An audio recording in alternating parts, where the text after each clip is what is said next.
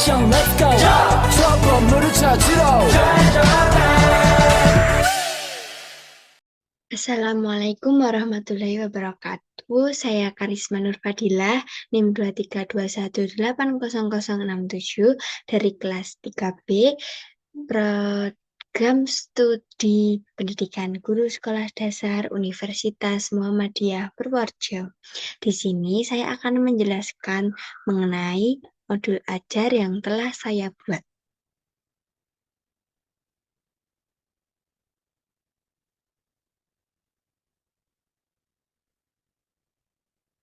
Nah, modul ajar yang saya buat yaitu tentang mata pelajaran IPAS atau biasa dikenal dengan ilmu pengetahuan alam dan sosial. Mengenai materi, memangnya wujud materi seperti apa di kelas 4.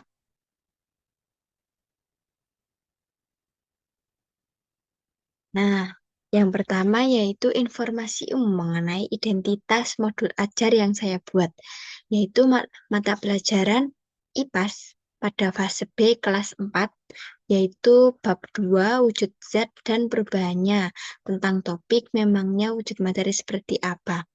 Alokasi waktunya 3 jam mata pelajaran dalam satu pertemuan.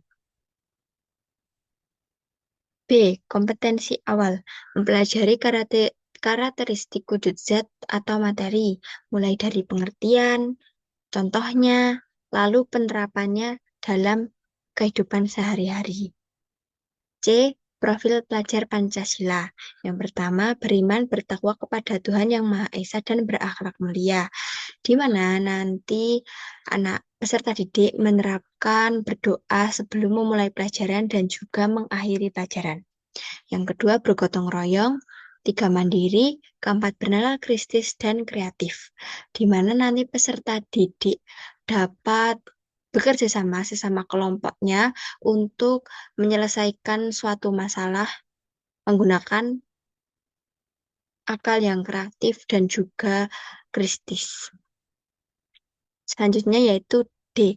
Sarana dan prasarana yang digunakan dalam modul ajar ini, yaitu menggunakan PPT atau PowerPoint tentang wujud zat padat, cair, dan gas, serta perubahan wujudnya. Jadi nanti di PPT itu menjelaskan materi dan juga ada contoh gambarnya untuk mempermudah peserta didik untuk memahami materi.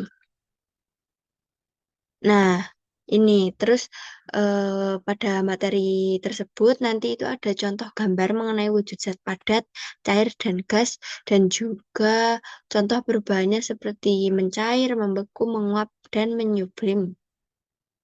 Target peserta didiknya yaitu menyesuaikan, sebenarnya itu menyesuaikan kelasnya itu ada berapa, dan target peserta didik harapannya nanti peserta didik juga dapat memahami dan juga mengetahui wujud materi itu seperti apa sih, sifatnya apa saja, contoh-contohnya, dan penerapan di kehidupan sehari-hari.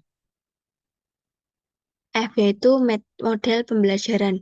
Model pembelajaran digunakan yaitu jigsaw, di mana nanti anak membentuk kelompok kecil untuk melakukan pembelajaran. Masuk ke kompetensi inti. Yang pertama yaitu ada tujuan pembelajaran. Pada materi ini, pada modul ajar ini, peserta didik dapat menjelaskan pengertian materi dan berbagai wujud materi seperti padat, cair, dan gas. Lalu peserta didik dapat menyebutkan contoh-contoh materi yang ada dalam setiap wujud padat, cair, dan juga gas. Selanjutnya itu peserta didik dapat menjelaskan proses perubahan wujud materi dan faktor-faktor yang mempengaruhi wujud materi seperti mencair, membeku, menguap, kondensasi, dan menyublim. Yang terakhir yaitu peserta didik dapat mengkaitkan konsep-konsep wujud materi dalam kehidupan nyata, seperti contohnya es batu jika diletakkan di luar freezer atau terkena udara luar itu akan mencair. Selanjutnya yaitu B, capaian pembelajaran, di mana nanti harapannya peserta didik dapat memahami konsep materi dan wujudnya, membedakan serta memahami sifat-sifat materi pada setiap wujud, memahami proses perubahan wujud materi dan faktor-faktor yang mempengaruhinya, seperti suhu maupun tekanan di suhu ruangan. Selanjutnya itu dapat menerapkan pengetahuan tentang wujud materi dalam kehidupan nyata dan menjelaskan fenomena sehari-hari dengan menggunakan konsep-konsep tersebut. C. Elemen capaian pembelajaran, di mana capaian pembelajaran ini itu harapannya peserta didik dapat menambah pengetahuan dan juga pemahaman konsep mereka mengenai wujud materi, serta memiliki keterampilan berpikir kritis dalam menyelesaikan suatu masalah maupun mengkaitkannya ke dalam kehidupan sehari-hari. D. Pemahaman bermakna, di mana dalam topik memangnya wujud materi seperti apa itu dapat meningkatkan kemampuan siswa dalam konsep-konsep perubahan wujud materi serta mengkaitkannya ke dalam kehidupan sehari-hari. Pertanyaan pematik yang digunakan yaitu seperti contohnya, apakah kalian tahu benda padat, cair, dan gas, apa bedanya dan juga contohnya? Terus, pernahkah kalian berpikir mengapa es yang awalnya padat bisa mencair menjadi air dan air juga bisa berubah menjadi uap? Memasuki kegiatan pembelajaran yaitu eksplorasi, di mana peserta didik diberikan tugas berkelompok untuk menggali informasi lebih lanjut tentang konsep-konsep mengenai wujud materi, padat, cair, dan gas, serta sifat-sifat dan perubahan wujud materi. Di mana nanti peserta didik itu berdiskusi sama kelompoknya untuk memecahkan atau menyimpulkan terkait materi wujud materi.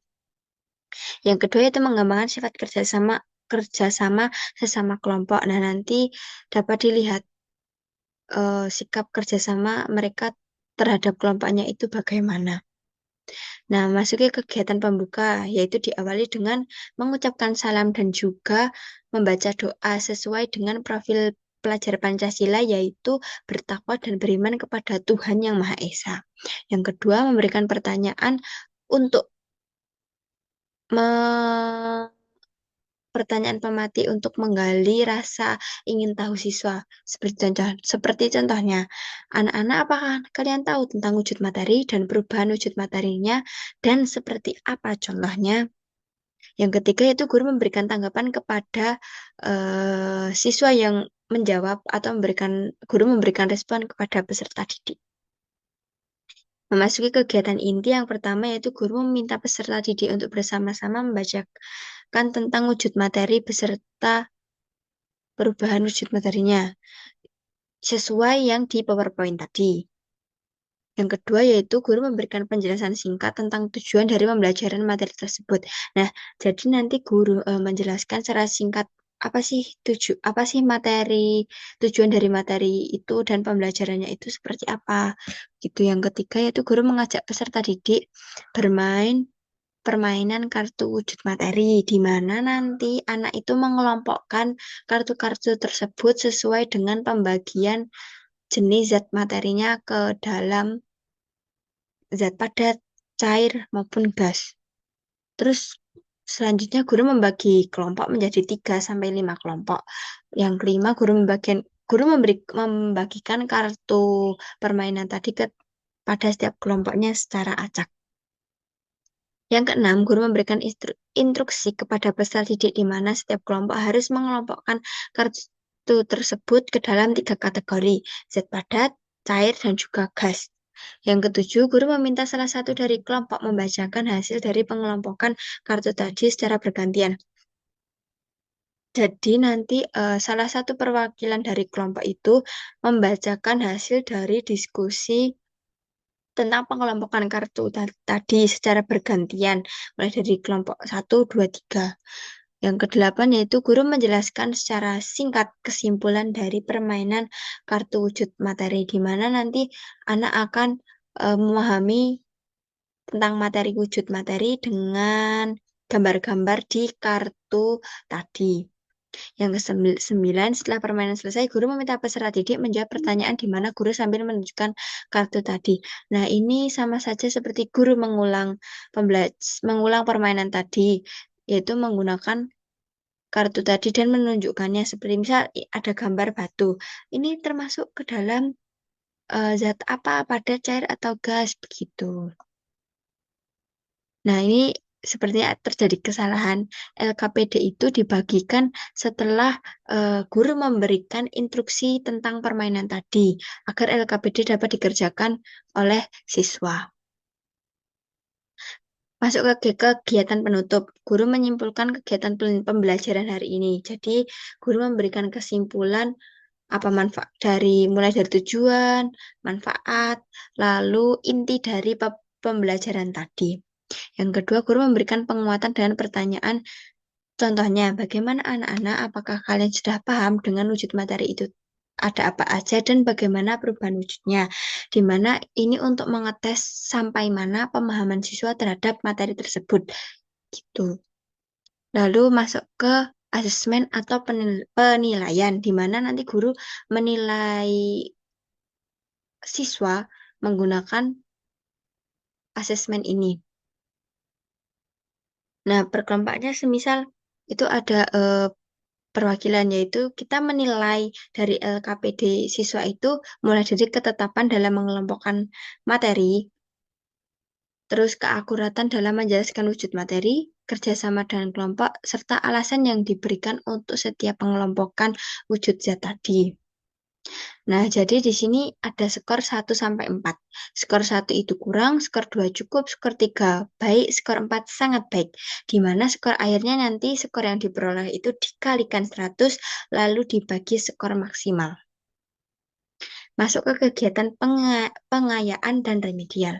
Tujuan dari pengayaan sendiri yaitu untuk memperdalam pemahaman siswa tentang perubahan wujud materi dan faktor-faktor yang mempengaruhinya yang sudah dipelajari tadi. Terus yang kedua, menyusun contoh-contoh perubahan wujud materi dalam kehidupan sehari-hari. Yang ketiga, mengembangkan kemampuan siswa dalam berpikir kritis terkait konsep wujud materi dan aplikasinya. Lalu tugas dari pengayaan sendiri yaitu menjelaskan perubahan wujud materi. Yang pertama, menjelaskan dengan contoh-contoh nyata dari kehidupan sehari-hari mengenai perubahan wujud materi dari padat ke cair, cair ke gas, dan gas ke padat. Yang kedua yaitu menyebutkan faktor-faktor yang dapat mempengaruhi perubahan wujud tersebut, misalnya dari suhunya atau tekanan. Selanjutnya itu kegiatan remedial, di mana tujuannya yaitu membantu siswa untuk yang kesulitan dalam memahami perbedaan antara wujud materi mulai dari padat, cair, dan juga gas.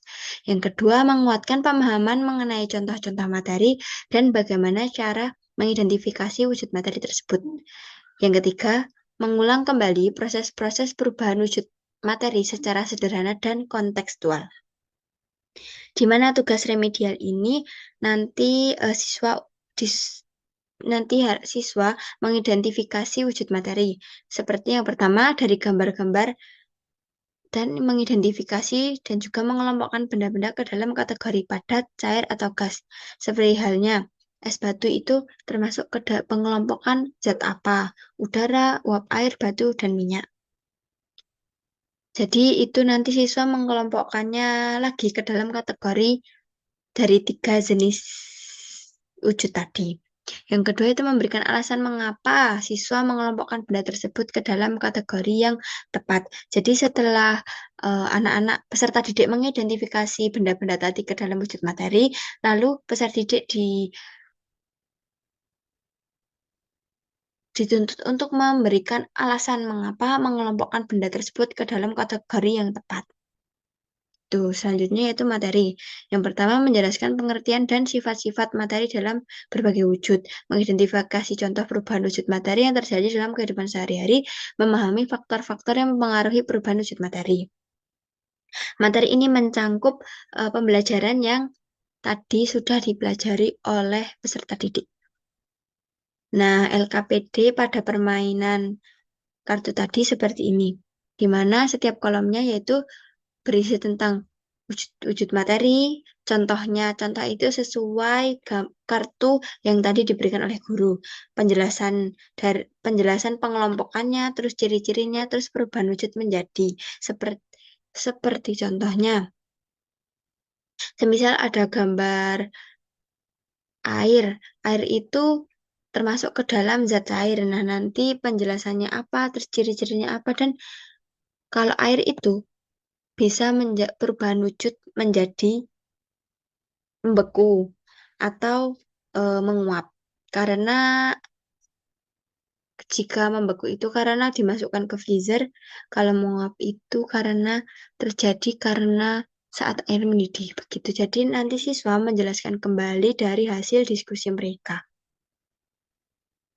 Selanjutnya yaitu LKPD kedua, di mana nanti guru memberikan PR kepada siswa untuk mengerjakannya di rumah dan mengkaitkannya ke dalam kehidupan sehari-hari, lalu menjawab dari LKPD, yaitu menghubungkan gambar di bawah ini dengan benar sesuai dengan materi yang sudah tadi dijelaskan.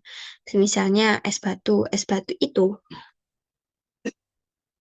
merupakan perubahan wujud menjadi dari padat ke cair. Terus yang kedua yaitu ada gambar merebus air. Merebus air itu termasuk perubahan wujud dari cair menjadi gas atau menguap. Begitupun selanjutnya. Selanjutnya yaitu K, referensi atau bacaan guru dan siswa. Jadi, guru mendapatkan referensi materi tadi yaitu mulai dari buku pelajaran dan juga YouTube sesuai dengan materi tadi. Lalu siswa mendapatkan referensi dari buku pelajaran, PowerPoint yang dari guru tadi, dan juga contoh gambar yang mendukung materi. Alat dan bahan yaitu media contoh gambar pada permainan kartu tadi mengenai wujud materi padat, cair, dan juga gas. Yang terakhir yaitu glosarium. Glosarium berisi tentang kata-kata asing yang sebagian besar mungkin belum diketahui oleh anak atau masih asing di dalam modul ajar tersebut. Yang pertama itu ada wujud materi. Wujud materi itu pengertiannya yaitu bentuk materi yang dapat dilihat dan diukur. Jigsaw. Jigsaw itu merupakan metode pengajaran komparatif yang melibatkan siswa dalam kelompok kecil. Selanjutnya itu menyublim. Menyublim merupakan perubahan wujud zat dari padat ke gas. Terus kondensasi merupakan perubahan wujud zat gas ke cair. Dan yang terakhir yaitu ada kontekstual, yaitu keadaan, di mana memiliki arti keadaan, kejadian, dan juga situasi. Nah, memasuki yang terakhir yaitu daftar pustaka. Saya mengutip di mengenai materi tadi, saya mengutip di kumparan 2021 mengenai 6 perubahan wujud benda dan penyebabnya. Dan juga tentang wujud materi beserta perubahannya di jurnal Tiara Suci Apriliani Kompas.com 2022. Mungkin itu saja yang dapat saya sampaikan dari penjelasan modul ajar tadi yang sudah saya buat. Mungkin pada modul ajar ini masih banyak sekali kesalahan dan kekurangan. Saya memohon maaf apabila ada kesalahan dan juga tutur kata yang kurang berkenan. Sekian dari saya. Wassalamualaikum warahmatullahi wabarakatuh.